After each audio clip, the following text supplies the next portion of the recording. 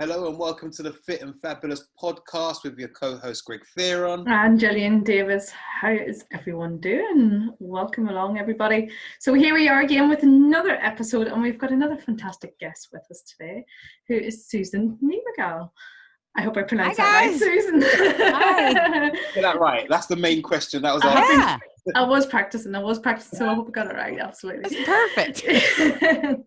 So Susan is here with us, who both Greg and I have just confessed that we have been stalking on Instagram for quite a while. So we know obviously Susan through Jordan Sayat and Sayat Fitness, where you are, I imagine that's where your training kind of journey started, if you like. So but yeah, I'd ask you to just give us a little bit of intro about who you are and where you are. And kind of how come you're here today then? Yeah. Well, first of all, thanks for having me here, you guys. It's great to see faces and you know, I know people are listening, but we get to see each other's face. And I really, really like that a lot. Yeah. So I'm Susan Niebergall, and I live just outside of Washington, D.C. And came to the fitness industry from an education background. So I was a teacher and a school counselor for 33 years. Mm-hmm. And I retired about 5 years ago, which is crazy to think it's been that long. And so I also became a gym rat back probably in the 90s is when I first really started working out. I started back when they had all the high impact classes, and you can imagine, you know, if you Google weird exercise outfits from the 80s or 90s, that's exactly what it was like. We all wore that stuff, and it was their Halloween costumes now. Which is hilarious. But I started like a lot of people start going to classes because there's a sense of community and it was fun and it was high energy. And depending on your instructor, you know, you had some instructors that you changed your schedule to go to their class. You know, they got me in the gym. That's where it all started for me. And then I started looking over at the free weight section, which was not too far. And I was watching the trainers work. And so then I thought, you know, I'm really curious about that. I really didn't know much. And so I started working with a trainer back in the 90s. And I worked with a bunch of trainers over the years for the better part of 30 years on and off, and just kind of got the training thing. Like I got strong. I learned some basics, things like that, but I never put all the pieces of the puzzle together because none of them, well, except for one actually along the way, ever mentioned nutrition. That was, I don't know if that was the thing back in the 90s, you know, it was all about training. You go to the gym, you have a trainer, and it's about that session at the gym.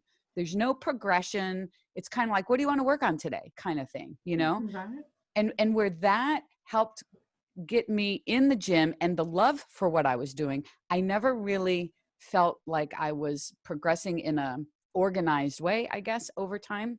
And nothing with nutrition except the one guy. And so I kept yo-yoing all the time. And if you rewind the clock back in I don't know, I think it was the 80s or early 90s, I did Gillian Greg. That was like my first weight loss thing. And that was when it first came out. It was new. And it was Weight Watchers' big competitor back then. Yeah. And, you know, they give you the food and you eat it. Done, period. That's it. That was it. Yeah. There wasn't I mean, in fairness to Gillian Greg, they had little workshops you could do, and you had a little counselor that talked to you and blah, blah, blah. But in the big picture, you eat their food and you lose weight. And that's exactly what happened. I mean, I lost probably 50 pounds, give or take. I had no idea how much I was eating. I mean, the trays were like this big. So I think of it now and think, yeah, that was probably 1,000 calories a day is what I was doing because I was hungry like all the time. And then at one point in their program, they reduce your calories. They don't say that. They phrased it some other way. But basically, I was starving during that time. But I ended up losing the 50 pounds. So I'm leaving there thinking, yay, I did it, you know, hooray. But I didn't know I didn't know what I ate. I didn't know how much I ate. I didn't know anything about calories, portions, none of that. So that doesn't bode well for the future. Yeah. And it didn't for the next 30 years. You know, I would gain increments of that amount back and forth all the time. Gain some of it, lose a little, gain a little bit more, lose a little bit of that. I mean, it was the typical person, what we all see with people, you know, they can't sustain anything because they don't know how. So I've kind of lived most everybody's mistakes. I've been through all of that, but it all kind of came to a screeching halt. Like, I guess it's been about 5 years ago. I had started even a little bit prior to that, dialing things in a little bit on my own, not a lot, but just becoming more aware. And then I hired Jordan as my one-on-one coach. And I thought I wanted to do powerlifting at the time. So I was directed to inquire with him, which I did. And so he was my powerlifting coach at the time. I didn't go to him for nutrition because I thought, you know what, I think I'm getting this now. I get it. I didn't get it. I didn't get it. I mean, I was better than I was, but I still didn't really understand the whole picture. So I started just listening to him and reading everything he wrote, watched everything he put out, and joined the Inner Circle as a member in the very early days. And every month in the Inner Circle, we have nutrition guidelines for everybody, and we kind of mix those up a little bit. And I started following those. Well, lo and behold, wouldn't you know? Things started changing. Yeah. You know what was really interesting? Before I hired Jordan, shortly before, I just looked at myself one day in the bathroom and just like, what the hell's happened to me? Like, I'm a fitness professional. I look like this, belly fat, the whole thing. And I was so upset. I think that moment was the turning point because I said, I don't understand what's happening to me. I'm doing everything right. What's going on? So I did the whole doctor thing. I went to the doctor. I'm like, dude, I need all the blood work because in my head, I have a metabolism problem. He's going to, or she, it was a she at the time. She's going to prescribe the medication for me. Boom. I'm going to walk out of here and here we go. This is it. And unfortunately, she comes back in and she goes, your blood work's fine, Susan. And I literally broke down in tears in front of her. I was embarrassed by that, but it just started bubbling up. Like I had to finally face what I had been doing wrong for 20, 30 years. That's hard. Yeah. That's hard to internalize that. Guys, because I thought I'd done everything right. I was eating healthy, Yeah. I ate healthy and clean. Dang it. Wasn't that enough? Where's my abs? No, it doesn't. It's not enough, especially at my age. It's not enough. And if you're struggling to lose fat, it's definitely not enough. I mean, it's great. Obviously, the quality obviously is important, but there's more to it than that from a fat loss perspective. And so that was the moment I had to say, okay, no more excuses. And then shortly after that, I hired Jordan, and that's when I focused on his nutrition stuff. And sure enough, it all started falling into place at that point. I figured it out. It had been me. And I had to be honest with myself about that. I had to look inside and say, if you want to do it, you got to do it. Mm-hmm. And so he helped guide me from that moment on. And my life's been different ever since. I changed everything. And I was probably 54, 55 years old. So it's like the age thing. We all think it's this thing that grabs a hold of us and keeps us from doing anything.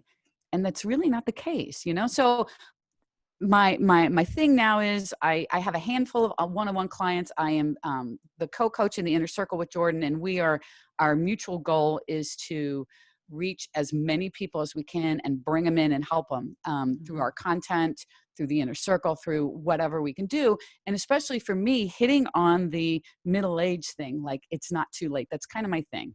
It's never too late. So that's kind of the long-winded version. Sorry. Yeah, no, absolutely. Yeah, it's great because you've hit many things that probably Greg and I will be like, yeah, we hear. And obviously, we tend to help women as well, and not in terms of our own coaching. So these are common things that we hear, and certainly the age, the time of life. It's too late to do anything. Those sorts of things. It's those beliefs, if you like, that. Mm-hmm. Yeah, I think. People back. And you feel like you had them. You had that too. I had all of them. Yeah, I knew it was my metabolism. Like I knew it. I was so confident with that because what else could it be? Yeah. I thought I was doing everything, and I look back and I think you weren't doing everything. I mean, you were eating high quality stuff, and I wasn't a binger. Like I didn't overly restrict and then go binging. I don't have a binging background. I have a healthy overeater background. that, and I don't know if that's a term, but I made it up. So I don't know, maybe it is a term, but, and if somebody coined that term, I give you all the credit, I guess. I don't know, but that's me. I ate large quantities of stuff, legitimately thinking it was okay because it was healthy. Didn't even cross my mind that if I had 3 handfuls of almonds in a day, that could be about 400 calories, didn't even cross my mind. All I knew was almonds were healthy and they had a healthy fat, and that was good. So I'm doing a good thing, and then I would go to okay, it must be the workouts then. I must not be working out enough. And then I went to 6 days, sometimes 7 days a week. And then I even did some 2-a-days in that spurt, and not strength cardio, 2 strength days. Wow. And was getting injured. Duh. Right. I was getting injured, and I told everybody that I worked out so much because I loved it. And there's truth to that. I mean, I do love working out. I did love working out then too. But the bigger truth that I wasn't saying is I was scared. I was scared not to, because I was scared that if I didn't, I was going to lose progress. I wasn't going to gain progress. I was going to get fat. And the irony to all of that, I wasn't making any progress at all. I was getting hurt, and I hadn't lost any weight, So it was, but when you're in the moment and living it, it's really hard to step out and see that until you get around people that help you do that, which is what happened when I hired Jordan. I started slowly seeing that I don't need to work out 6 days a week. And in fact, Jordan scaled me back to 4 days a week out of the gate. And I went nuts. It was like, I mean, I'm not a drug user. I don't know what it's like coming off drugs, but I'll bet you I had a similar feeling trying to get out of 6 days a week to 4. I was fidgety. I couldn't, and I remember texting him and saying, I don't know what to do. What do I do on my rest days? Can I not do anything? And I didn't see him, but I'm sure he was rolling his eyes going, oh God. Here we go. Here we go. Yeah. And he told me, okay, Susan, you can go to the gym, go get on a bike, but don't let your heart rate get over some low number, whatever. Yeah. I'm like, okay, great. So I go to the gym, get on a spin bike, and it was I'm a rule follower. So, okay, my heart rate has to be here. I'm going to make sure it's here. And it was like nothing. I'm pedaling, I'm going, I was going to lose my mind. And I stopped after, I don't know, 10 minutes, 15 minutes of that. I said, I can't do this. And I wrote him back and I said, I will never do this again. I will learn how to rest. And I have done that ever since, Wow. It's 4 days a week. And I walk now. I mean, I'm learning to like walking. I hated it before because when I went to walk, I had to walk, I couldn't just walk. Yeah. Right. You're right. Exactly. I had to have a purpose. I couldn't just put on a podcast and go have a nice walk around. I couldn't do that. I had to work, It's disordered thinking with working out. People have disordered thinking with food, and you can have disordered thinking with workouts too. And I think that's where I was. Awesome. Wow. So if you see me do this, yes, that means I'm going, yes. I hear you. Yeah. I see it. Yep. Yeah. This is like hallelujah, praise the Lord kind of stuff. Yeah. Keep doing that stuff. So, question for me: one of the videos you did a long time ago was about protein intake for women, and that was the video that really kind of got me hooked on some of the stuff you were putting out, because I think that's such a massive struggle for women to increase that. They're all about carbs. I find it's like if you say, "Well, have some more steak," like, no, I can't do that. Right. How did you overcome that? How did you make that change? I never had a huge issue with protein. I just had never tracked it. I had no concept of how much protein was in 4 ounces of chicken or whatever. We're ounces over here, so sorry. Yeah, that's cool. I don't know.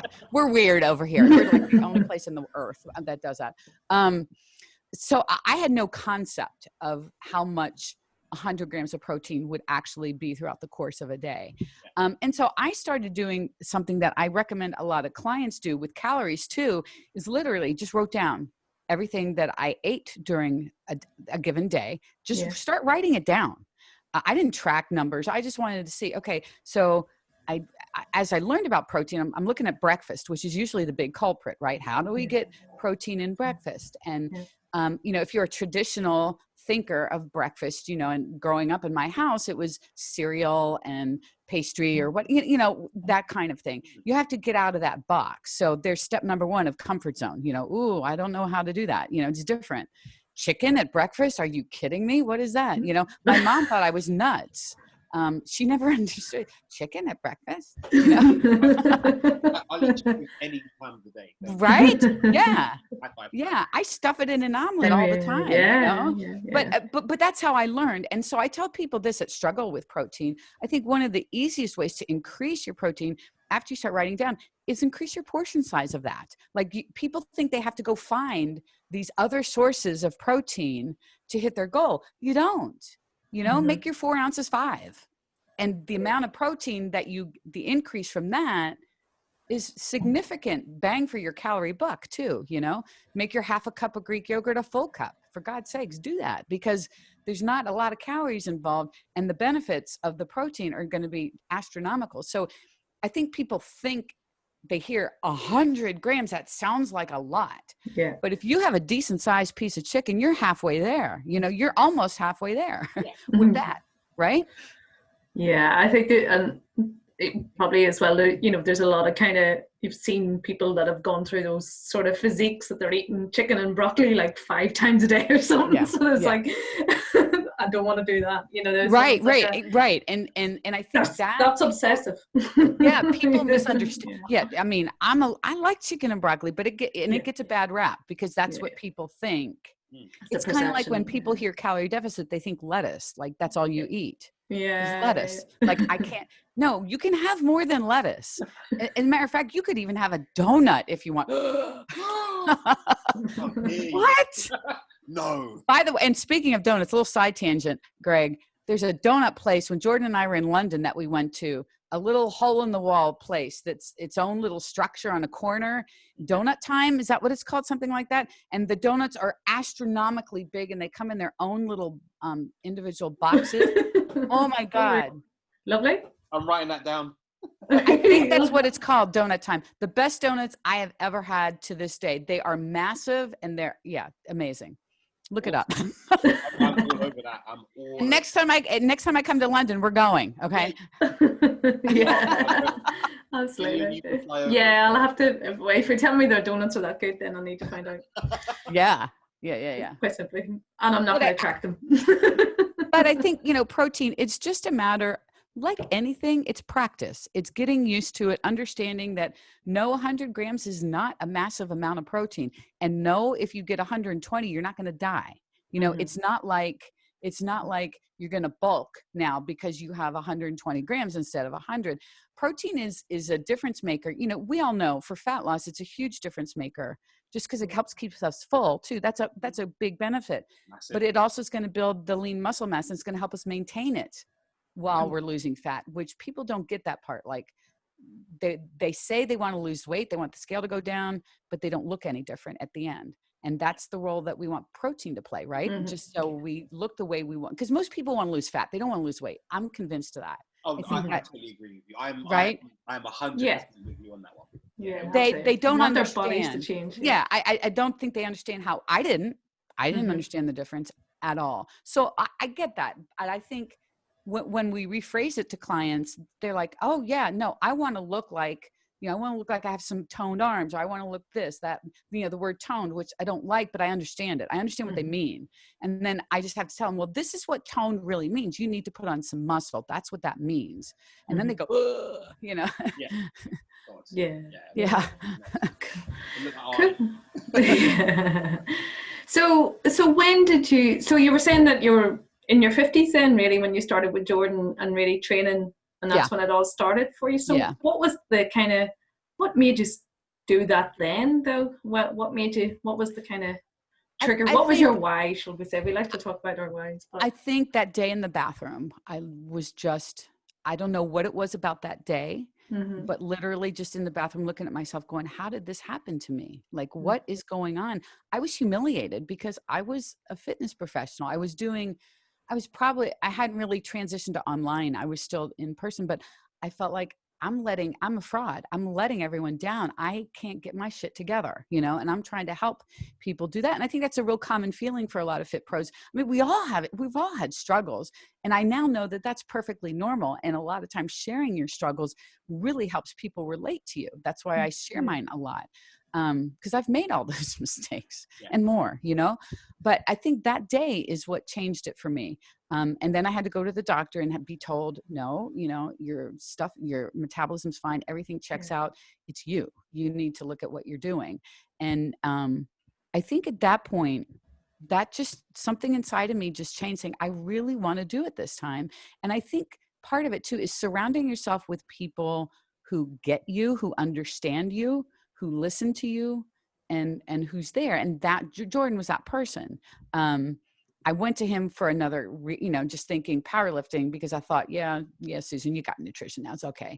Because I had seen some results. I mean, I didn't own a scale. That was the whole funny thing too. I didn't know how much I weighed. But I started seeing changes. So I thought I was heading in the right direction. And I probably was, but I don't think I knew enough to be able to keep anything going haphazardly like what I was doing. But surrounding yourself with people, I think, is super important, whether that's a coach or friends or a community or whatever it is. I think like-minded, I mean, it's more than that, because, Jordan and I are just so clicked together. It was more than that. But at the beginning, I didn't really know him. I was really intimidated because here's this big Jordan Syatt, working with me on powerlifting, because I really wanted to do that. And over time working with him, my goals just shifted more to, I just want to be strong and I want to build some muscle. That's kind of what I want to do. And I tell people this, your goals can change. You don't have to stick with the same goal. And now, as I'm 60 now, and I really want to be able to do this for the rest of my life and be successful with it. It's not been a perfect journey for me. I tell people I'm still a little uncomfortable in my skin right now. I went through 6 months of a muscle building phase. I've never done that in my life. I purposefully, for the first time in my life, wanted the scale to go up. It's like, what, And I'm 5 pounds heavier now as a result. And I'm still, there are days where I feel great. And there are days where it's just like, yeah, this still bugs me. But the difference now is I don't let that feeling, that icky feeling that comes up, dictate which direction I go. I sit with it. It's okay. Go away. I feel good. I mean, you learn that over time. I think that's super important. Yeah. It's just to acknowledge that it's there and just to, be cool with it. Yeah. It's okay to feel it, but it's not okay when you let it determine what you're going to do.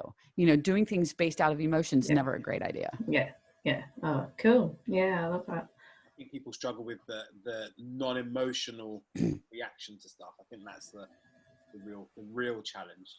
Oh yeah, with the scale too, right? I mean, I mean, good golly, we all get a kick in the butt every time, or in the gut when we step on the scale, and it's up 1.5 pounds. Well, great example. I am weighing myself every day. I'm not trying to lose weight, gain. I'm just trying to see what happens. I just kind of live in maintenance right now, which is great. And so I just step on the scale because I had gone without a scale for most of my life until I think it's been almost 1.5 years ago where Jordan did that first fat loss phase publicly, just another Muggle challenge. And he said, come on, I want you to join in as far as the scale and stuff. I didn't even own one. That was 1.5 years ago. I had to get a scale on Amazon, and I started just putting my scale weight on Instagram. And I explained to everybody, I'm not trying to do anything. I'm just trying to monitor for me. Like, this is a big deal for me because I didn't own a scale. I've never watched the daily fluctuations. I want to learn from what happens with me. And so I did. And that's what I'm doing now. And it's interesting. The scale spiked this morning, over almost 2 pounds from yesterday. Wow. Yeah. And so this is a great indication. Did I get a little kick in the gut? Of course I did. But did I decide, oh God, okay, I better restrict the calories today because my God, no, I'm not going to do that. The donuts, which is the other one. Matter of fact, I'm probably going to go get one later, to be perfectly honest with you. So, it's a learning process. It's not easy. It's just not easy. When you have 30 years of something ingrained in your head, you know, I mean, I've had that ingrained in my head for as long as most people have been alive, and that doesn't go away completely ever, I don't think. But I think what happens is you learn to manage it. And that's kind of where I feel like I am. I know, because I've been watching my fluctuations, as Jordan's doing right now, my patterns are fairly similar to his. He's trying to lose fat right now, but I'm not. Mine, I spiked, it'll go down. I know it's going to go down, you know. I could probably hop on it later in the day and it's going to go down, but I don't do that. You know, I just do it every morning, like I tell everyone else to do. And I log it just because it's cool to see the graph that looks like a heart rate monitor. Yeah.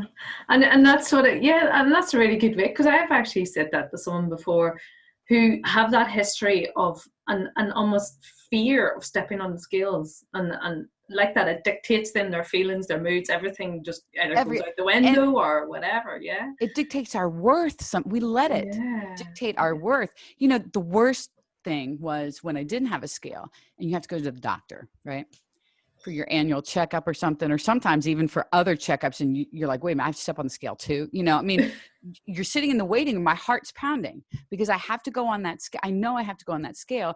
And then I'm wearing the lightest clothes that I possibly could wear on that day, right? Because I didn't want anything else to show. And it's one of those bar scales that a lot of those back in the day, you know, those get uncalibrated so easily anyway. So you really don't know how accurate. But, you know, they have the big block, which is like in 100s. And then the little ones. And you're watching her, please, please, please don't move the big block. Please don't move the big block. It's like a game. And then she keeps moving the little one and you're like, stop. I mean, every time it's like that became an event, and I hated it. I hated it. And I'm over that part now. Plus they don't even have those anymore. It's all digital. So it's all good. But it's interesting because when I go to the doctor, their scale says I weigh more than my scale does. And, you know, it is what it is. It's all relative, you know, it's all relative, but you just get used to it becoming data, and it's really helpful data. Yeah. I think, you know, I think people just allow, oh my God, it went up, it's bad, I must have done something wrong. Then that's where they go off, you know. How can it go up 2 pounds in a day? It can go up 5 pounds in a day, for God's sakes, you know? Yeah. That's so true. And and like that, I love the fact that you're like going there to experiment to see what does my body do, you know, what does it do on a daily basis, and have that information. And I'll tell, I've learned from this most recent one too, that if I want to be in a deficit, I'm going to have to really be meticulous, because I know how to be in maintenance really well. I don't have to do a lot of things differently to hang out in maintenance. And I try to explain to people that maintenance is, you know, it's not a number. I mean, I'm never going to weigh the same thing. It's just kind of, you're hovering around the same handful of pounds, you know, it'll go up, it'll go down, blah, blah, blah. And you look at that trend over time, that it's pretty flat. You know, my trend has been kind of flat. But if I want to go into a deficit, I can see that I'm going to have to really dial it in. I mean, I don't weigh much to begin with. And this is what people don't understand. You don't weigh much to begin with, and you want to lose a little bit. Guess what? That's going to be hard. And guess what? That's probably not going to be a ton of food for you to do. So then you have to decide, what difference is my life going to be 3 pounds less than it is now? None. You know, is it worth me doing that? No, it's really not. So that's why I've chosen not to do it. Awesome. I love that. I love that. That's a great attitude. It's a great attitude. So just while you were kind of just mentioning your age there, Susan, obviously around the time when a woman goes through that time of their life and the menopause and that, how did you kind of navigate that time as well for yourself? Or was it difficult? How did you find it? My whole experience was probably not as bad as some people's experience. I definitely saw the increase in belly fat, without a doubt. That was fairly significant, at least to my eyes. I had night sweats. That was a big thing for me, like up multiple times changing your t-shirt or something. And then you can't change the sheets because my husband's sleeping in the sheet, you know, you got to put a towel down. I mean, I had to do all that. That part. And then that kind of goes on to lack of sleep, you know, and then it kind of snowballs, then stress. And I was not a stress eater, but I can see how that would, you know, when stress is high, your lack of sleep, that your hunger cues go up and people want to eat more. I get all that too. So it makes it more difficult. Interestingly enough, years before that, I went through a period where I had tingling in my left arm. I had vertigo symptoms. And the first thing people always go to is your heart, right?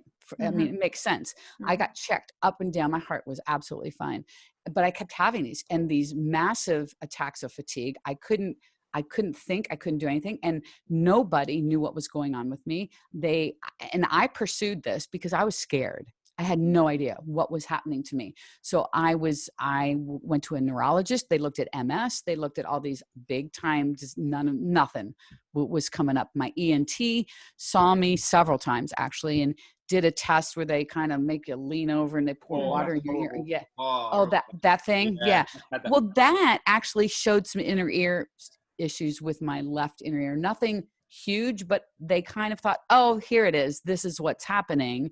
And they kind of labeled all of that as a result of this. And they said, well, you know, you probably got a virus in your inner ear, did its thing and it's left. So let's make sure your hearing's okay. I had to have that checked for a while and everything was fine. And I now look back on that and think, no, I think this was perimenopausal symptoms at that age, because all of those are, if you look at any of the research on that, all of those could have been listed as possible perimenopausal symptoms. And what was interesting back then, not one person ever mentioned it. Wow. As a possibility, not one. So here, literally, I'm thinking I'm dying of something. You know, I was working in my school. I had to leave school most every day because I couldn't function.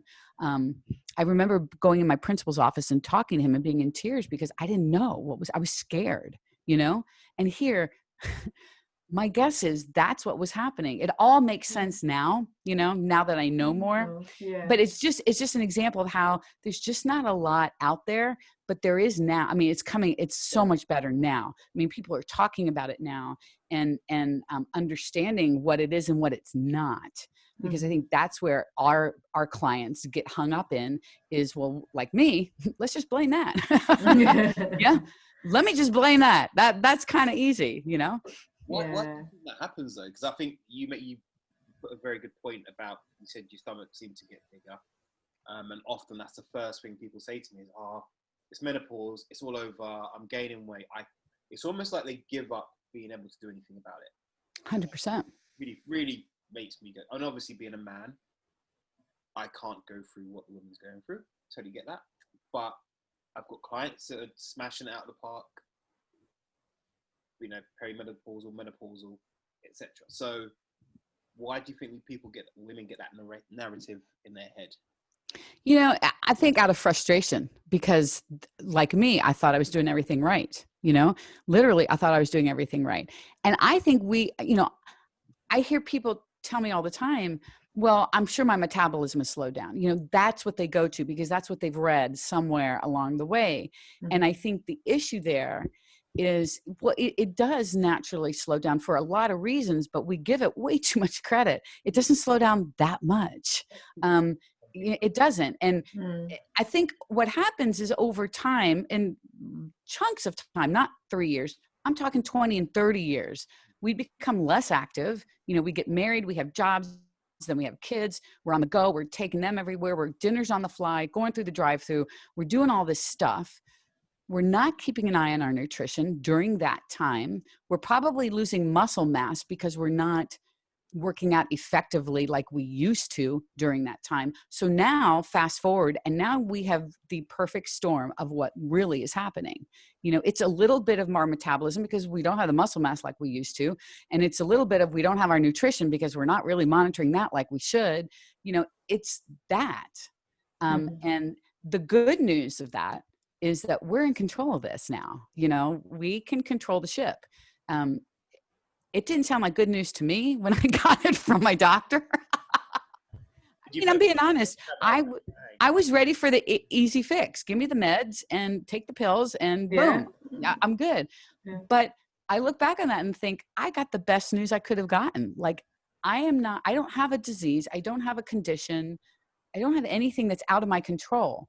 I am in control, you know? And I think that's the message that gets lost through menopause. is that we're still in control. Is it going to be harder? I bet it is. And harder for some people than others, because we all experience it differently, you know, different symptomatics. Do hormones play a role? 100% they do. But what I didn't understand, and what most people don't get, is that that doesn't change science. That doesn't change what a calorie deficit is. It might change what your calorie deficit is, and you may not like that. Yeah. But it doesn't mean that you can't do it. You have to make a choice as to whether it's worth it for you to do it or not, you know? Yeah, absolutely. Use it to my And I think it's a quite a common, like what you're saying there about your story at the doctor. I had a very similar conversation with someone before, and a few months back, and it was like they were going there and they were basically wanting to get some sort of result back, just to give them the kick up the arse to do something. Yeah. And, you know, it's like, I think that, because it's an easier way out. It's easier to do that than have to look at yourself and say, okay, I haven't done something that maybe I should have been for my goals or whatever it is. Now I have to figure out, do I want to do this? And then I have to do it. You know, that's not easy. I mean, it's not easy. And Greg, I don't want to leave this out too. I want to make sure that I say that even men say they haven't been through it, and I get it, but that doesn't mean you cannot help a woman through that. And let's be really clear about that to anybody listening. A man can help a woman through this as much as anything else. The advantage the man has is they didn't have to go through that crap, you know? But a good coach like Greg, or any good coach, Jordan, anybody can help women through this too. And I just want to make that really clear, because I think, you know, some people push back, and I don't think that that's right. And I think it's kind of dumb actually to do that, because I think people, it doesn't matter what your gender is, you can help, you know? I think it's like you say, it's, moving the responsibility sometimes, because as a man, I guess I'll look at it from a more logical stance. Yeah. And it's that classic of, oh, well, you haven't been through it, you don't understand. I'm like, well, no, I don't understand, but I can see what's happening. I totally, boy, you hit the nail on the head. Yes. I think that is, you're looking at it logically, and women are coming at it from frustration and emotion and anger or whatever, you know, and that's, I mean, that's absolutely accurate. Yeah, absolutely. Cool. So, and then, you know, as you went through that then, so did it help you then with your training with Jordan and everything else? Did you feel that it alleviated symptoms? Yeah. Or, 1,000%. And even before Jordan, my symptoms were at bay. Like the night sweat symptoms were totally at bay. With lifting heavy weight was the key for me, I think. And gosh, you know, you use the word heavy, and I hate to say that, because everyone's like, well, how much is that? Well, I don't know. What is it for you? It's different for me, for you. I mean, you know, there's a lot of general rules of thumb. You can go with that, but that little 3-pound dumbbell ain't gonna cut that. You know, I mean, it's just not. But whatever heavy is, that I think helped me significantly. My doctor had offered hormone replacement therapy, and I just decided not to do it. And it wasn't because I was afraid, or, you know, I was just like, you know what, let me just ride this out and let me see. I was open to it if it was going to continue to disturb my life and everything else. But I really felt like the strength training, especially when I started with Jordan and getting into this progressive pattern and really getting a hold of that along with my nutrition, that's what really helped me. Can I say that's going to help every single person out there? I don't know, but I can tell you this, it's not going to hurt. You know, it's not going to hurt. Yeah. Maybe it will after that first session. Yeah, there's that. First 48 hours. It might happen. Do you find that people rely too much on kind of HIIT cardio-based workouts to lose fat nowadays? Yeah, that was a big eye opener for me. Just as someone trying to lose weight too, that, you know, I would do the whole, okay, I overdid, I need to get on the treadmill and, you know, work it off, or get on the treadmill and, you know, do something. So I allow myself to do whatever it is I'm going to do that night. You know, you kind of keep chasing that. And, you know, the thing is, the trying to figure out how many calories you're actually burning is such a futile effort. I mean, gosh, even in someone's like, even an Apple Watch. Yeah. Guess what? Even an Apple Watch is not great. You know, I mean, it's great for a lot of things, but that's not one of them. And God knows the treadmill's not going to give you a great answer, you know? And I was that girl that when I was a in-person trainer, I worked for a small company in this office building gym, and they had a series of 4 or 5 treadmills, and one of them always gave you more of a bigger number when you hopped on it. I figured that out really fast. So I would wait for that one. If someone was on it, because that's how diluted the thinking is. Wow. Because I know that's going to give me a number that's going to make me feel better. It's not reality. It wasn't even close, but it almost justified me being able to go and have whatever I wanted to eat. You know, I wasn't, and like I said, I wasn't a binger. I didn't like go into these eating frenzies, but it would give me the justification to keep doing things that were so disordered in a bigger picture, you know? Awesome. Wow. I'm going to find, when I'm back in a gym one day, I'm going to have a play. You got to pay attention.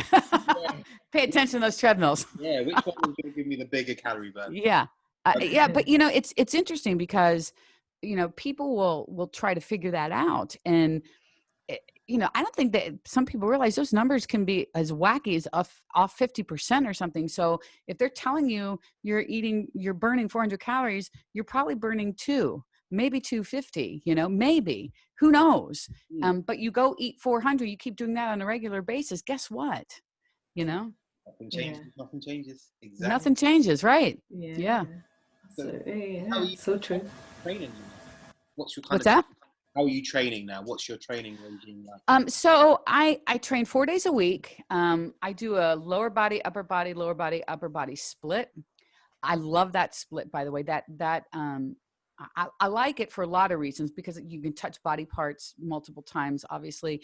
But I do like lower body on Monday, Tuesday off, Wednesday upper body. So not only are you alternating body parts, but you have a day off in addition. So it's like even more rest, and my body loves that. I need it. So I'm more in a hypertrophy kind of program right now. We're doing a lot of every workout actually has a strength component at the very beginning. So a big compound lift, a deadlift, a squat, or bench press, or something like that. And then my exercises progress to more hypertrophy stuff with supersets and huge rep ranges, like up to 20, 25. I had 60 walking lunges the other day, which is great. I mean, I love that. And I've had 100 before too. I mean, this is the stuff that I'm one of the weird people on the planet that like Bulgarian split squats and right? Are you part of the fan? No, not me. Greg. Greg, are you part of the Bulgarian? Yes.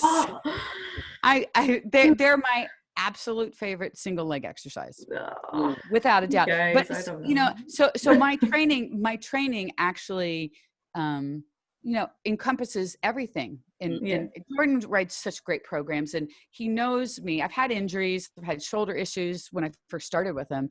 Had a little hip thing. I am now, for the first time, able to hold a bar on my back without my shoulders like wreaking havoc. So literally, I've been building my squat back up from nothing, from a bar, just so I can get used to rotating back and holding it comfortably. And then my hips holding out really well. So literally, I'm up to maybe 120 pounds right now. And that's been a long time. I've changed how I think about training. I am not in a hurry anymore.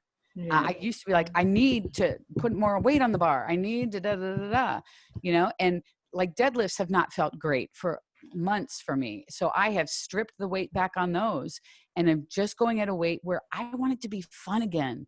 I don't want my back to feel weird, or I just want it to be fun, so I don't dread that day, you know? And that's what I've been doing. Where the previous me would have said, no, you should be at 225 right now, you know, and no, I shouldn't. Yeah. I mean, I think that it's the ego thing, you know. this industry is full. My colleagues are 30 years younger than me, most of them.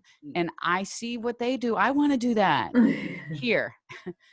But then the rest, the smart part of my brain takes over and says, you know what? No, you're not 30, you're 60. If you want to keep doing this, you're going to be smart about it, you know?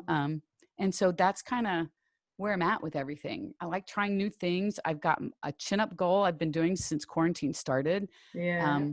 It's been fun. Like I started, I heard about this on your podcast that you did recently with Jordan. So yeah, you were doing your chin-up challenge. Yeah, it's so interesting because that's the exercise that as my life I couldn't do until well into coaching with him. And it's because of that, this one thing I really wanted to do. And so when quarantine started, I hadn't really done a lot of chin-ups since I put on 5.5, 6 pounds from my muscle building. And I went out, I have a chin-up bar right outside my door here. And I went, did a couple. I'm like, Jesus, these feel heavy. And Jordan's like, Susan, you weigh 5, 6 more pounds right now. I'm like, that didn't even register. So then like, okay, I'll be damned. These are not going to feel this bad. No. So that was the purpose, is I wanted to build chin-up strength. So at my new weight, they feel almost easy, not easy, but they feel doable. And so 1 week it was 6 a week. The next week it was 6 a day. Then it was 7 a day, 8 a day. You know, quarantine's been long, so 8 a day.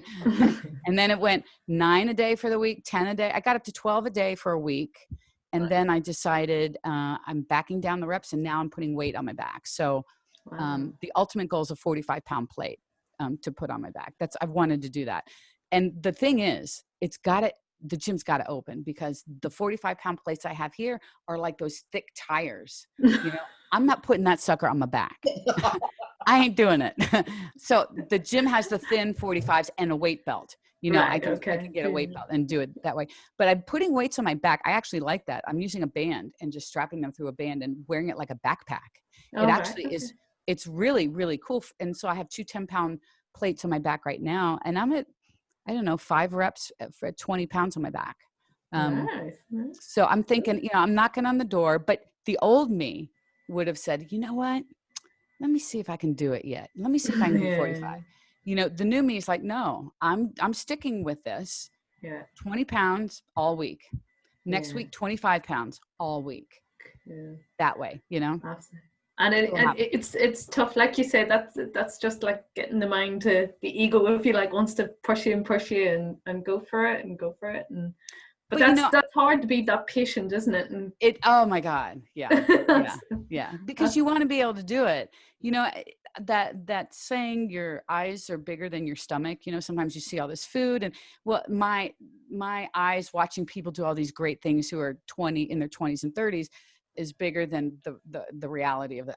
I can't compete with a 30-year-old in stuff that they're doing. You know, do I think Olympic lifts are kind of cool? Absolutely. Would I love to try them? I don't think so. It's not worth the risk for me. It's not, you know. I have been able to press a barbell over my head because of my shoulder injuries. I haven't been able to do something that requires that much stabilization in my shoulders. I've been dumbbelling it and have made significant progress, but now I'm weighting a barbell. And that is like, it's huge for someone. I was days away from rotator surgery over here, and I canceled it, you know? And I rebuilt it with Jordan's help. And I have an unbelievable movement doc here in my area that has helped me through all of this. So patience. I've had to learn it. Yeah. And what about now? How are you then ready now? Excited to get the gyms back open again? Are you absolutely down to get in there? I love my gym. I miss the crowd. I exercise midday, so I was never crowded. But there was just a handful of us, the same handful of us. I have no idea what their names are. They have no idea what my name is, but we know each other. We spot, we help, you know, it's. As you walk in, you kind of do the nod. Yeah. I love my crowd. I miss them. I can't wait. I'll be one of the first people back. I can guarantee you. Wow. And my gym actually rented out some equipment too, which was great. I have equipment here, but my dumbbells, I only went up to 30 pounds. I only have 30 pounds up in my dumbbells. So I wanted this pair of 60s and 70s from the gym. Somebody beat me to it. Dang it. But I got the heaviest pair they had left, which was 52.5. So I have now benched those. I haven't been able to do that before. So, you know, it's really interesting what this quarantine has done for my training. I've given myself these little things I want to try to do. It's kept me focused, and they're non-negotiables, like chin-ups, non-negotiables every day. I felt like crap yesterday. Allergies here are just outrageous. Yeah. Just didn't feel great. And I'm like, oh my God, I haven't done my chin-ups today. But I did it. Yeah. I strapped on 20 pounds, went out and knocked out my reps and said, that's it. Good. Brilliant. Excellent. I need to start training now. I feel like you just put some numbers up and I'm like, yeah, I need to up my training game now. You know, it's so interesting. I thought at one point in my life, I wanted to try to get this 300-pound deadlift. I didn't know why that number sat in my head. Okay. And that was back early on when I first started. And I look at videos of me deadlifting and I thought, you know, my technique was not great. What I thought it was, again, it was one of those things. I never really had a trainer break things down for me like Jordan has during that time. So obviously technique's gotten a lot better, but now I'm like, you know what? They don't feel comfortable for me right now. I don't want to chase that number. I don't want to chase a number with that. I want to chase quality with that, because that's something that's so functional. And my God, I don't want to risk doing something stupid just to chase this number, you know? Would it be cool? Of course it would be cool. And I would say the same thing with chin-ups too. If chin-ups start feeling bad, done. I'm not going to keep chasing that 45. I'm not stupid anymore, you know, but they feel phenomenal right now. And part of that is because I'm taking care of my shoulders way better than I have ever. And I think that's huge. And people don't necessarily understand, like I do shoulder warm-ups on leg day and people don't understand the correlation with that. But I think, you know, your shoulders are used in everything. Make no mistake. You know, you think your shoulders aren't at play when you deadlift. You think your shoulders aren't at play, obviously, when you squat, or you're holding dumbbells and you're lunging. I don't do it like this. I do it with my shoulders back where they need to be. That's how my shoulders have gotten healthy, I think, over time, along with great programming and exercises and things. And I think it's an awareness. So yeah, I'm not going to screw that up. Yeah, absolutely. I think having a coach makes such a big difference to the whole process. Yeah. Yeah, I couldn't agree more. And I think a lot of people, especially middle-aged people, get frustrated because they try to go at this alone.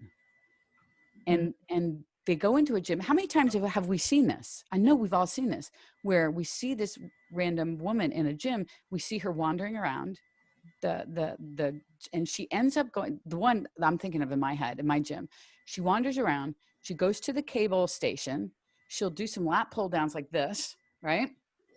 And then she'll go and do bicep curls. And she might do that twice and then she's done. She wanders and she leaves. And I'm wondering in her head if she's thinking, I worked out today. You know, I did that. And I'm all about the something is better than nothing, but you know, just with a little bit of direction, a menu to choose, a menu of things that you need to do. Here's your to-do list in the gym, something, so you don't wander and do an accessory exercise that in a big picture is not going to get you where you want to be, you know? Yeah. But it's easy. It's what we know, you know, it's what we know. So I understand that. Yeah. What we know is what we get into a habit of doing. Is probably the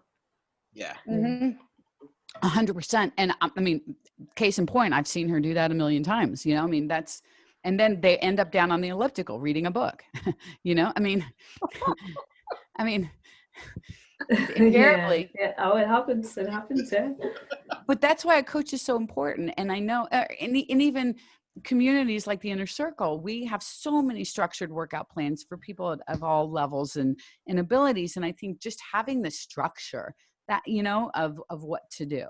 And I always tell people, if you're new to this, they always say, how do I start? You hire someone in person to get you in the gym, into the weight section, to develop basic skills, foundation stuff, and teach you how to do things safely, right? So that at the end of that, however many sessions you get, you now can go in there and you now have some programming that will help you. And maybe even then you might want to invest in an online community or an online coach or something, you know, whatever at that point.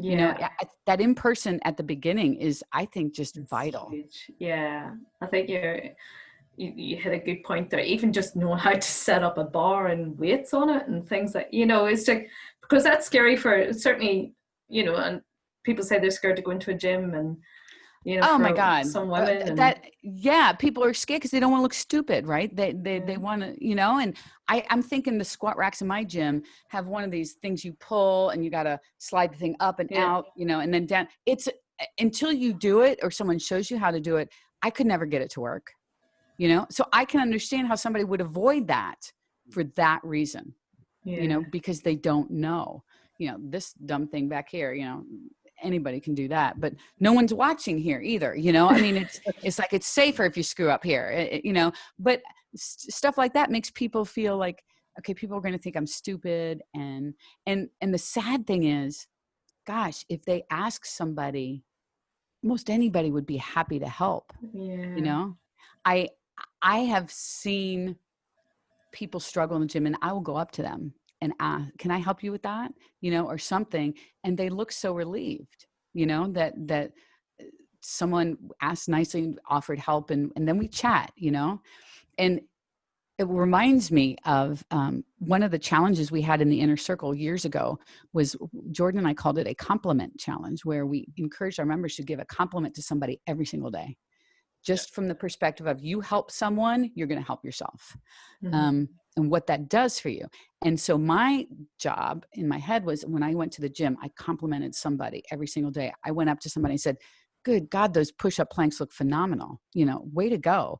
Most people rotate your hips. You're not rotating your hips at all. You're working super hard. And she's like, oh my God, thank you for saying, you know, I mean, just, you know, people like that because you never know, you know? Yeah. Why not? Pay it forward, huh? Yeah, 100%. One more question, but I don't know if Gillian's itching to ask a question. No, you're far away there. I saw you wanting to jump in, so I want. Yeah, when I lean forward, you know what that means. He's coming up with something. I'm ready. Yeah.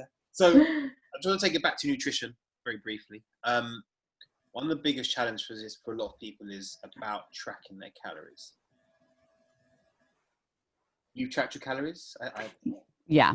You talk about that quite a lot on some of your videos, saying, look, just 30-day track. Yeah, give it a shot.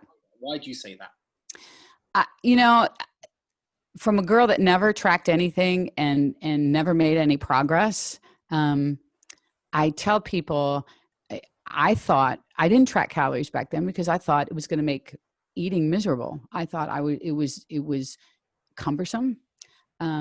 I thought all these negative things, that's why I never did it. It was going to ruin everything for me. Right.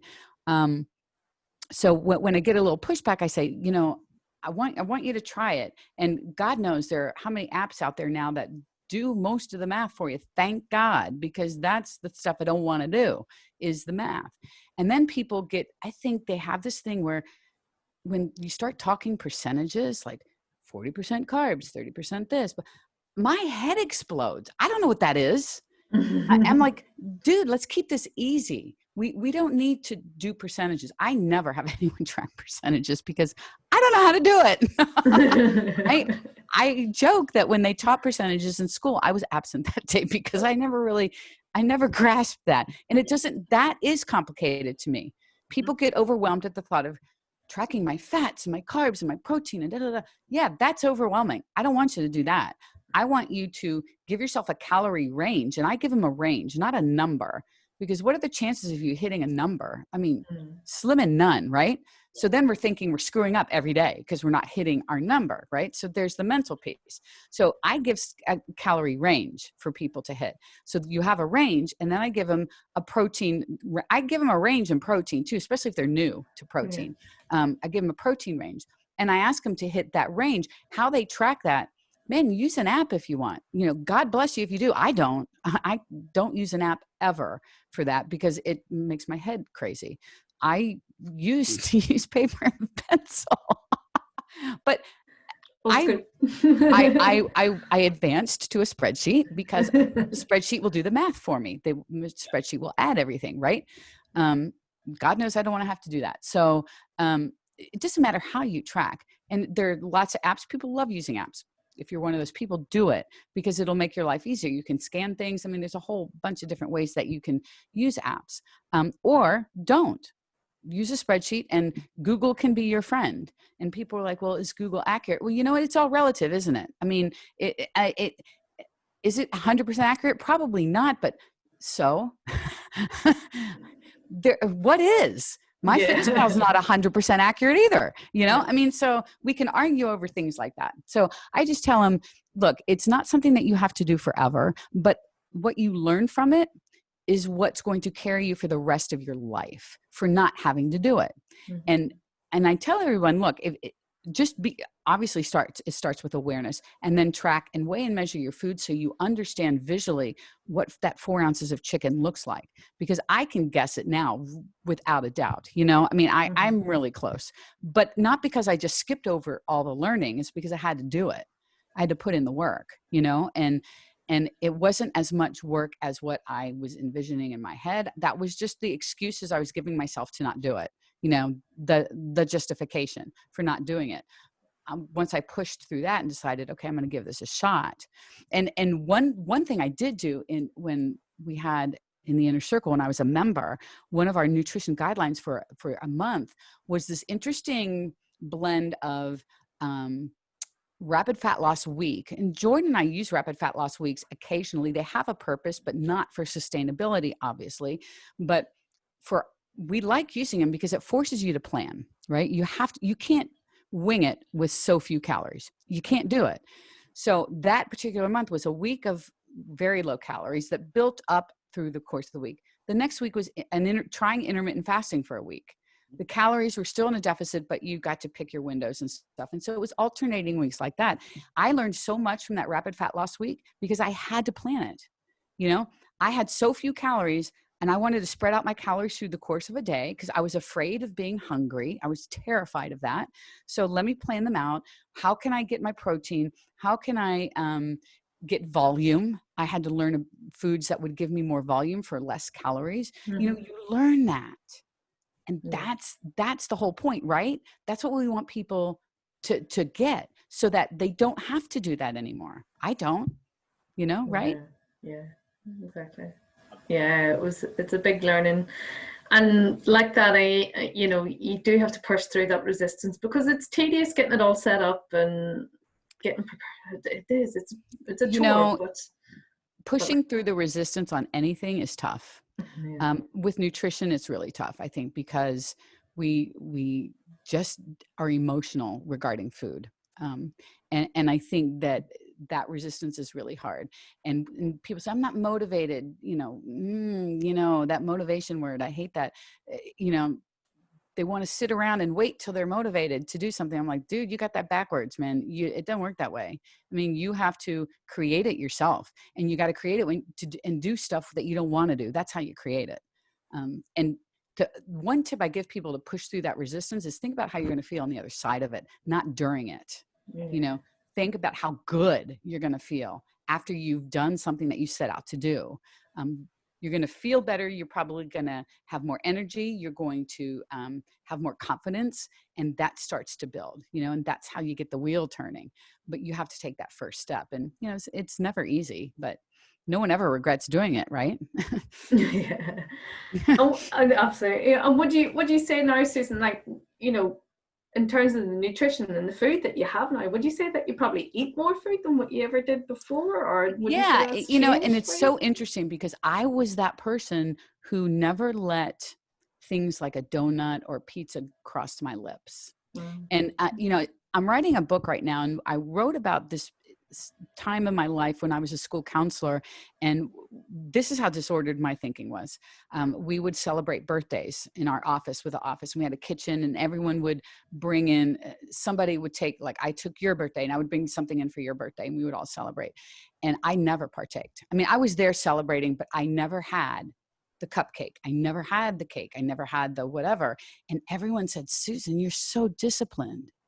And that kept fueling and validating what I was doing. But on the inside, I was dying.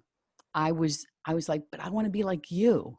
I want to be able to have that. I wanted that piece of cake. Damn it, when chocolate cake comes, I want some, you know? And one time I didn't even have it on my own birthday. Somebody brought in stuff. And my excuse was, I just ate, I'm going to have it later.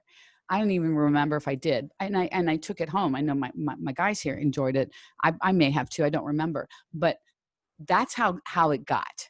And because people kept telling me I was disciplined, I thought I was doing the right thing. I'm setting the example. And I look back and I'm thinking, oh my God, what an example you're setting. How awful, But now, I was talking to my son, we need to make a donut run. It's time to find some donuts in this place, Donut time. So what's that, Greg? Sorry. I'm hungry right now. You're hungry. I feel like now I've learned that the donut's not going to make me fat. Yeah. That's what I thought, that I eat that donut, I have screwed everything up. Yet I would go to this hole in the wall restaurant in our town, family-owned place, and we would go there like every Friday. It was kind of our thing. And I had this dish there every time, which I thought was the most healthy thing I could do. It sounded good. It was a grilled chicken and pasta thing, but it was in a ginormous bowl with God knows how much pasta. It might have even been whole wheat pasta. There you go, right? The buzzword, right? Yeah. I would eat the entire thing and not think twice about it because it was grilled chicken. Yeah. It tasted amazing. So you got to think the amount of olive oil in that was like astronomical, right? All the things in the pesto and the whatever, blah, blah, blah, all the things that are healthy. And I was screwing myself over every week, thinking though, Yeah. And that's what the knowledge and the learning, that's what happens when you start tracking and you start putting in some time and effort in that and seeing that, a donut's, 280, 300 calories for normal, not the big ones at donut time, I'm sure, but which I wouldn't care, by the way. But, you learn, okay, no, this is not going to make or break me. As the same way, a salad's not going to make you skinny either. People order these salads thinking they're ordering this. I had a salad for lunch. And then you look at the salad that they had for lunch, there's probably 1,000 calories in that salad. Right. Yeah. I mean, it's eye-opening. The good intentions are there, we're not educated yet, Yeah. Yeah. That's right. And that sounds like that's a big part, isn't it? That education then to really, really understand that. So it is. And I think, as a society, we all go out. I mean, hopefully we all can go out a lot more coming up soon. But you go to a restaurant around here that has entree salads, and you probably can't get one for under 900 calories anywhere, Yeah. And so, a lot of ways to approach that. It doesn't mean you can't order it or have it. Maybe cut it in half and take half of it home, enjoy, but it just means awareness. If you want to eat the whole thing, understand what you're doing if you're trying to reach a goal, Mm-hmm. It doesn't mean you can't enjoy yourself. It doesn't mean you can't ever have alcohol. I get asked that all the time, of course you can have alcohol, but understand that alcohol has calories, you're not drinking water, Yeah. and those calories count. And it's like the same calories when you pick off your kid's plate, those calories count too. How many times did I do that when Mike was little and think not even, those don't count because I didn't order them. It's not my food. Right? Yeah. I mean. Yeah. And it's all about education. Yeah, definitely. And what you were saying now, Susan, is definitely those little incidences that don't register, it's mindless, isn't it? You're not even thinking, it's just your hand's there's something you can pick up with your hand and put it in your mouth, and you don't even register. Totally mindless. Yeah. That's why the writing down thing is really interesting, to that. And, it's along the same lines when we hear people tell us all the time that they're eating 1,200 calories. It's always that number, right? It's always that number. 1,200 calories and I can't lose weight. Well, okay. So if you know how to steer a conversation, you can probably get them to start talking about, generally it's the weekends where they went out, but they couldn't count it that much. And things get a little loosey-goosey. They don't remember that part. And they don't remember that part because they're suffering so much trying to just stay at 1200, which they might be doing for 3 or 4 days or whatever. And they're miserable. I mean, who wouldn't be, right? And they're thinking, this is what I have to do. And then friend calls, let's go out for some drinks or something. And, you know, when you start drinking, then the food's, I mean, you know, it just, and then they start over Monday. And it's like, Susan, I'm eating 1200 calories. I swear that's all I'm eating. No, that's really not all you're eating. Yeah. And then maybe we're not even counting those handfuls or those mindless things that are now the 1200 becomes 1600 and you haven't even gone out anywhere. You know, yeah.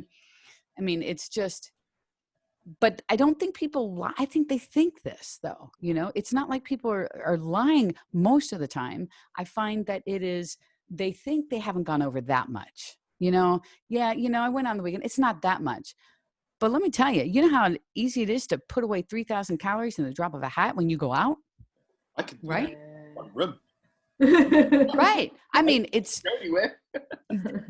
I guess that was part of the education for me is the going out part and what, you know, restaurants make food taste good for a reason, you know, and it's all great. It doesn't mean you should never go out. It just means that you need to be aware. I talked to somebody who was swearing they were tracking everything, but then they were telling me they were going out 3 times a week. I'm like, how are you accounting for those 3 times a week?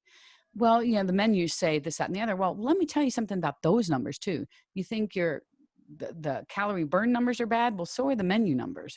You know, you can add 25 to 30% and maybe be in a ballpark. And then your calorie tracking might be more accurate.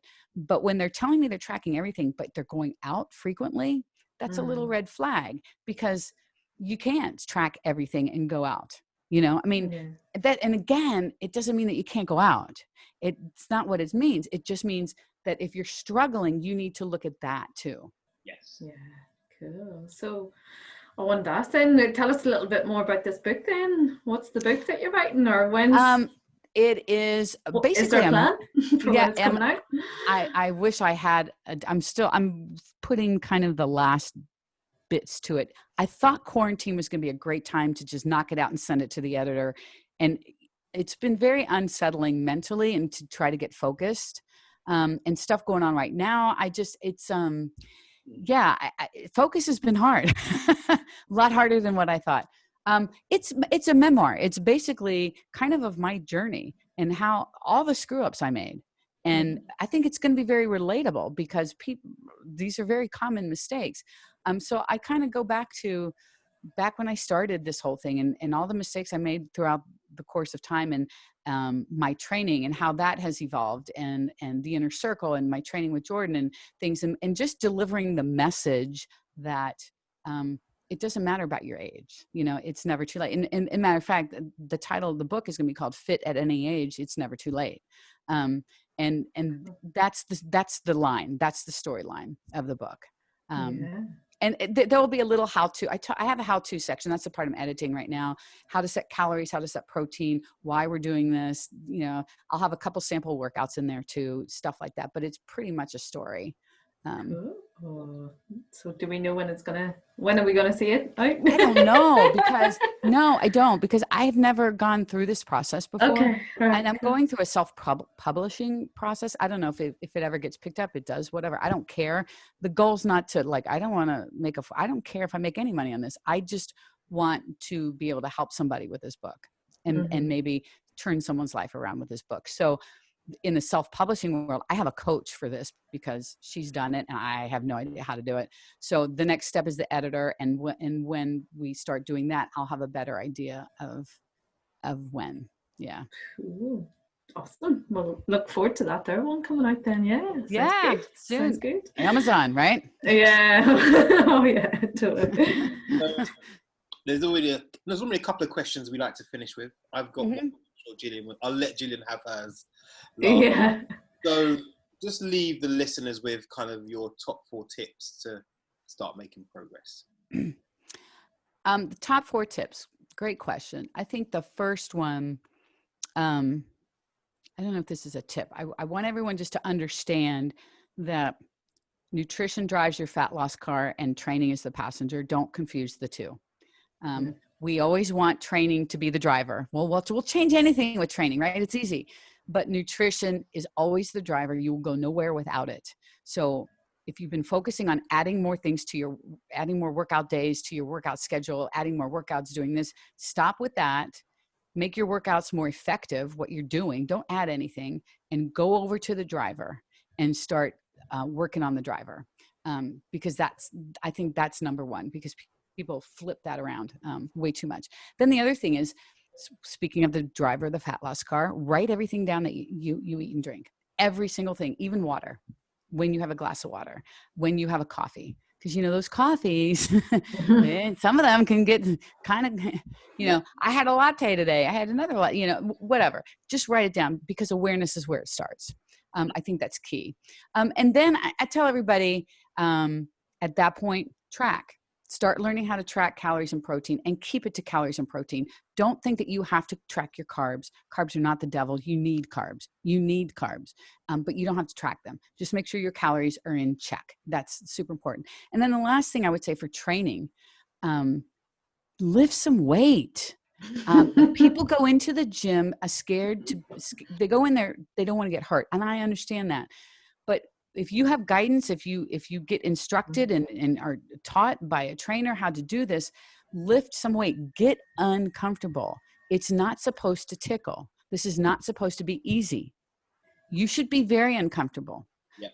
And a general rule of thumb, if the last 2 or 3 reps of your set are not hard, you're not using enough weight. Yeah. And that does not mean going from the 20-pound dumbbell all the way over there to the 80-pound dumbbell. That's not what that means. That means you use 20, you use 25. You be smart about it, because I think people get that in their head too. Lift heavy weight. I can't lift that much. What much? You go to where it is heavy for you, and then I get, well, what if I can't do all my reps with that new weight? Okay, get as many as you can. And when your technique breaks down, put that weight down, go get the other weight and finish out. Now you have a new goal. Your new goal is to get all those reps with that new weight. This is how it works. This is how you get strong and how you can chart your progression, but sticking with that little 5-pound dumbbell for 25,000 million reps is not what's going to give you, I know, right? It's not going to get you what you think it will. People think you're going to get bulky. You won't. Yeah. You have, when people do get bulky, and I want to say this, because some people do, it's because they're eating too much. Again, we go right back to our fat loss car driver, right? The driver's in charge. So that's what happens when you see that. Their calories are not in check. So, and maybe their goals are something else, fine, cool. Powerlifting, you're probably going to want to put on some weight and get heavy, whatever. But if you want to lose weight, you lift heavy weight, keep your calories in check, and you're going to see exactly what you want to see, guaranteed. And then the last thing, I don't know if this is 4 or 5. Sorry, I can't count. It's just. It's back to your math days, isn't it? You know what? Don't. There's no excuse. It's never too late. It's not too late. There's no excuse. Don't let I'm too old or my age or menopause or whatever be your justification for not trying. Awesome. Love that, Susan. And one final question. I always ask all our guests this here. So it's about, because the podcast called the Fit and Fabulous podcast, we talk about food, fitness, and freedom is a big value of mine. And there are lots of F words. So which are favorites of ours? Do you have a favorite F word? Oh, wow. Well, I mean, food would be, French fries. Oh, French fries. Cool. Oh my God. Yeah. Thank God food popped right into my head. And I'm trying to think if there's a sports related F, local sports related F. I'm a huge sports fan. Sports fan. What's your sport? Football, American football. Sorry. My husband is his dad was German and mom was British. So he's all into, we call it soccer, but it's the real football. American football. I was born and raised in DC, and my dad took me to everything: DC baseball, DC basketball, football, everything. So football, I guess, right? Football, awesome. Football and French fries. I'll take it. Yeah, you go. Love it. Brilliant. Thank you very much, Susan. Where can we find you? Yeah, thank you. I'm on Instagram, Susan Niebergall Fitness, and that's Niebergall Fitness. YouTube, I'm posting a lot on YouTube. Same, everything's Susan Niebergall Fitness. So YouTube, Twitter, Facebook, and I've done a couple TikToks. I'm not doing the dancing thing. That's probably not my thing. But I've done TikTok. I mean, TikTok's fun for doing short little things. Literally, I'm just doing informative stuff. Yeah. And so that's kind of how I'm going to enter the TikTok world, I think. Oh, wow. Fantastic. We should look forward to it. Thank you very much, Susan. It's been an absolute pleasure having you. It has been fantastic seeing you guys. And we need to talk. I want to bring both of you on mine soon too. Oh, fantastic. That would be amazing. Yeah, that would be amazing. Totally. All right. Yeah. Anyone listening, I hope you've loved it. Leave us a review if you're on Apple. But yeah, Susan, you smashed it out of the park, I think. Yeah. You guys are amazing. This is so good to see you. Thank you. Thank you, guys. We'll see you all again. Absolutely. Bye. Soon.